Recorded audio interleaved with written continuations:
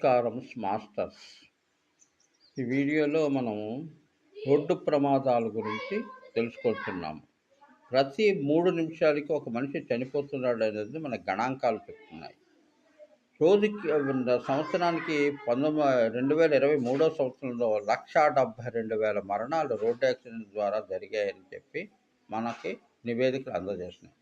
అయితే ఈ రోడ్డు మరణాలు రోడ్లు చూస్తే మన వాజ్పేయి గారి గవర్నమెంట్ వచ్చిన దగ్గర నుంచి వెడల్పు చేయడం, దానికి తగిన విశాలత అన్నీ పొడవు ఎన్నో రోడ్లు కలపడం జరిగింది. మంచి పనే అది. కానీ ఆ రోడ్లలో పెరిగినట్టు విశాలత మనిషి యొక్క మెదడులో పెరగలేదే. ఎందుకు పెరుగుతుంది?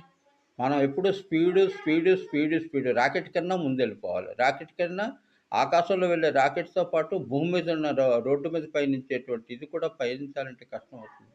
అన్ని రకాల జంతువులు ఉన్నాయి. కుందేలు పరిగెడుతుంది, లేడీ పరిగెడుతుంది. ఈ రెండిటికి తేడా